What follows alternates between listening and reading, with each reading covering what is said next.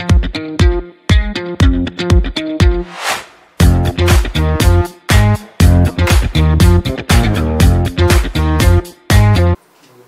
Closure report पूर्णपणे सादर केलेला आहे आणि आता कोण लोक यांना बळजबरी कशा पद्धतीने करायला लावतं मला असं यथावकाश शिवसेना हे सगळ्या गोष्टी समोर आणतील, कारण मी ते जवळपास 240 पानाचं त्यांचं वाचलं.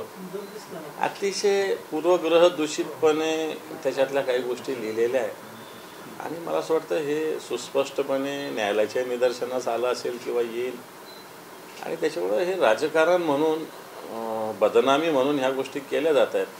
सत्यता मला असं वाटतं ऑलरेडी आलेली समोर आणि जी काही राहिलेली ती अशा या सगळ्या रिपोर्टच्या माध्यमातून निश्चित समोर येते. काल भिडेंचं एक मोठं वक्तव्य आलं की शिवाजी महाराज सर्वधर्मीयांचे नव्हते तर फक्त ते हिंदूंचे होते. शिवाजी महाराजांना एक छोटं करण्याचं काम ही मंडळी करते. हेच भिडे म्हटले होते की 15 ऑगस्ट काय भारताचा स्वातंत्र्य दिन आहे का? मग काय स्वातंत्र्यासाठी लढलेले लोक का वेडे होते का?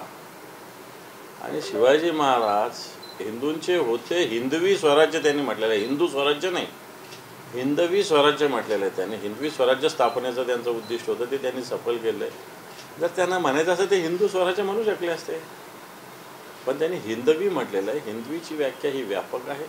हिंदवी म्हणजे या देशात सगळे जे राहणारे भले ते हिंदू धर्माच्या अखत्यारीतले असतील ते लोक, परंतु शिवाजी महाराज हे सर्वांचे होते. 100% जे काही ते म्हणतात हिंदूंचेच होते. मग हिंदूंचेच होते तर मग त्यांच्या विरोधात मुस्लिम हिंदू वकील का होते? औरंगजेबाकडं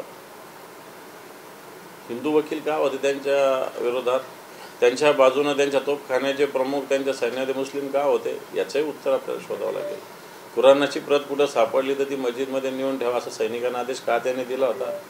हाही मला वाटतं याही भूमिकेचा विचार करावा लागेल. आणि म्हणून मला असं वाटतं छत्रपती शिवाजी महाराजांना एक छोटं करण्याची एक स्पर्धा या सगळ्या एका विचाराच्या लोकांमध्ये लागलेली दिसते. वाघ्या कुत्र्याचा वाद पेटलेला आहे, काही म्हणतात तो काढावा, काही म्हणतात ते काढू नये. तर या संदर्भात समिती नेमण्याची उद्धव ठाकरे साहेब आणि होळकरांनी मागणी केली आहे. तर संभाजी ब्रिगेडकडूनही आता ते स्मारक हटवण्यासाठी अल्टिमेटम दिलं.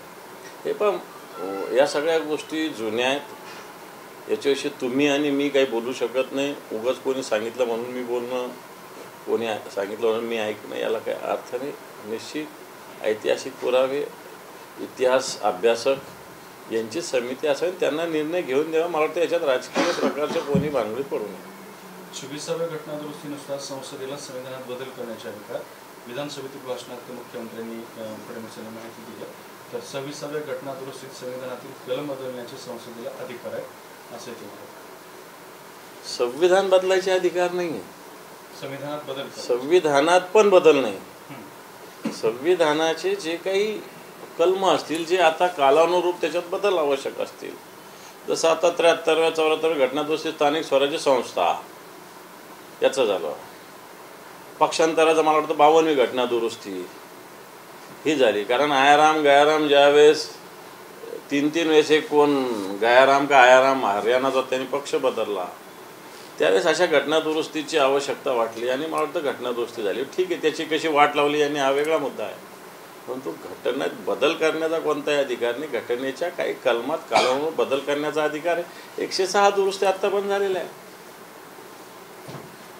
ठाकरेंकडून फडणवीस आणि शिंदेमध्ये विस्तव टाकण्याचा प्रयत्न सुरू आहे अशी टीका उद्धव सामंतांनी केली आहे. कितीही बानिशपणा केला तरी दोस्ती तुटणार नाही असं म्हणतात. ठाकरेंना या गोष्टीची गरज नाही आहे. तुमच्यातलाच विस्तव आडवा जातो का हा तुम्ही तपासला पाहिजे. तुमची दोस्ती चांगली ठेवा. तुमच्या खात्यात तुम्हाला विचारलं जात नाही, मुख्यमंत्री डायरेक्ट इंटरफेअर करतात, ही तुमची छान दोस्ती आहे. तुमच्या खात्याच्या मंत्र्यांनी एसटीचं टेंडर काढलं, ते मुख्यमंत्री रद्द करतात, ही चांगली दोस्ती आहे. तुमच्या खात्याने जालन्याला एक 900 कोटी रुपयाचं ॲक्विजिशनचं काम सोपवलं होतं, त्याला स्थगिती दिली, ही चांगली दोस्ती आहे. तुमची अशी दोस्ती तुम्हाला लकला. तुमचे साधे OSD सुद्धा मुख्यमंत्री होऊ देत नाही, PS होऊ देत नाही, चांगली दोस्ती आहे. उद्धव ठाकरेंकडे औरंगजेब फॅन क्लबचं नेतृत्व असल्याची टीका बावनकुळेंनी केली. ते म्हणतात की सौगाती मोदी नाही तरी विकासाची गॅरंटी आहे. हा कोणता विकास आहे? मग सगळ्याला द्या ना. दिवाळीला दिलं कधी? दिवाळीला कधी दिलं? तुम्हाला आता निवडणुकीच्या तोंडावर दिसलं, मग तुम्हाला लाजा वाटल्या नाही तेव्हा मुसलमानांना बोलायला? मुसलमानांच्या भावना जाणून न घेता वेगवेगळे मुद्दे कोरून काढता. कुठं हा मुद्दा, कुठं UP-मध्ये, कुठं MP-मध्ये, कुठं राजस्थानमध्ये, कुठं दिल्लीमध्ये. त्यावेळेस थोडीशी जनाची नाही तर मनाची वाटली पाहिजे. हा कोणता विकास आहे? विकास झाला तर तुमच्याकडे कवडी नाही आहे, त्यामुळे हे धंदे करता तुम्ही. विधानसभा निवडणुकीनंतर आपल्याकडे मोठ्या प्रमाणात लोक येत आहेत. नव्याने पक्षात जे आले त्यांचा मान सन्मान होईल आणि जुन्याचीही काळजी घेऊ असं अजित पवार म्हणाले. त्यांचा पक्ष आहे, त्यांनी ठरवायचं असतं, त्याच्यात आपण काय बोलायचं. संतोष देशमुखांची हत्या केल्याची कबुली जी आहे ती आरोपी सुदर्शन भुलेने काल दिलेली आहे आणि संतोष देशमुखांना मारल्याची लाकडी काठी, पाईप, वायर हे सगळं जे काही आहे ते सुद्धा जप्त केलेलं आणि सगळ्या प्रकरणाची त्यांनी कबुली दिली. हे तर सत्य आहे. संतोष देशमुखाची हत्या त्यांनीच केली, परंतु त्याच्यात वाल्मिक कराड, धनंजय मुंडे यांच्या सांगण्यावरून केली हे विषय येण्याचं बाकी आहे. मला वाटतं निश्चित या तपासात ते सगळी येईल या पोलिसांच्या चौकशीमध्ये. कुणाल कामराला पोलिसांच्या 3rd डिग्रीचा वापर करावा लागेल असं शंभूराज देसाई म्हणाले. कुणाल कामराला 3rd डिग्रीचा वापर करत असताना तुम्हाला तेवढीच डिग्री लावावं लागेल, कारण राज्याचे मंत्री आहात. मंत्र्यांनी मोजून मापून तोलून बोललं पाहिजे. मंत्र्यांना हे अधिकार नाही आहे बोलायची. कोणाला 3rd डिग्री लावायची का 2nd डिग्री लावायची का 1st डिग्री लावायची? तुमच्या डिग्र्या बोगस आहेत तशा सगळ्या, त्यांनी काही फरक नाही पडत 1st काय 2nd काय 3rd काय. परंतु मला असं वाटतं मंत्री ज्या पद्धतीनं वक्तव्य करतात, एकीकडे घटनेचं 75 वर्ष आपण साजरा करतो आणि मंत्री अशा पद्धतीनं कायदा हातात घेण्याची गोष्ट करतात, मला वाटतं हे चुकीचं आहे. दहशतवादी संघटनेकडून कुणाल कामराच्या चॅनलला पैसे मिळत होते असा आरोप राहुल कनालांनी केला आहे आणि 24 तासात YouTube चॅनलवर कारवाई करण्याची. राहुल कनाल दलाल माणूस आहे, त्याचं काय बोलायचं. स्वारगेटला ज्या मुलीवरती अत्याचार झाला होता त्या मुलीनं पोलिसांवर काही गंभीर आरोप केले. ते म्हणतात की अत्याचार कसा झाला हे अनेक पुरुष अधिकाऱ्यांना मला सांगावं लागायचं. चुकीचं आहे. खरं तर या सगळ्याच्यात महिला पोलीस अधिकारी असल्या पाहिजे, त्यांनीच तपास केला पाहिजे, त्यांच्याकडं स्टेटमेंट घेतलं पाहिजे. असं असताना जर पुरुष याच्यात इंटरफेअर करत असेल तर मला असं वाटतं निश्चित याची चौकशी करावी लागेल. आणि असे जर पुरुषांनी अशा पद्धतीने प्रश्न विचारला तर मला असं वाटतं हा सुद्धा मोठा क्राईम आहे. विधिमंडळाच्या वेगवेगळ्या समित्या नेमल्या गेल्यात, मात्र या समित्यातून धनंजय मुंडे आणि छगन भुजबळांना लांब केलं. ते मोठे नेते आहेत ना, त्याच्यामुळे मला वाटत नाही त्यांचं काही त्याच्यात.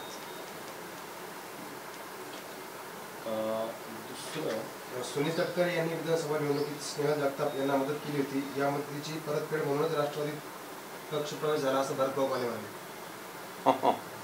चांगलं आहे तुमची आडवान तुमची जिरवा चालू आहे.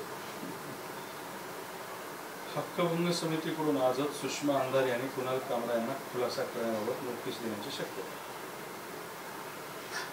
काही होत नसतं त्यांनी, त्यांचा काय संबंध इकडं, कोणाचा हक्कभंग केला आहे त्यांनी कोणाचं नावच घेतलं नाही तर तो सांगेल एक मिनिटात मी कोणाचं नावच नाही घेतलं. ठाण्यामध्ये अनेक लोक दाढीवाले, अनेक लोक चष्मेवाले, त्याला काय असं तो सांगेल. त्यांनी काय करणार आहे हक्कभंग समिती? बरं, एका पराभवाने खचणार नाही असं शरद पवारांनी राष्ट्रीय कार्यकारिणीच्या बैठकीमध्ये वक्तव्य केलं. खरं शरद पवार एक ज्येष्ठ नेते, अनेक धक्के जय पराजय त्यांनी पाहिलेले आणि मला वाटतं हा एक अविभाज्य भाग आहे राजकारणाचा म्हणा, जीवनाचा म्हणा. जय आणि पराभय होत असतात.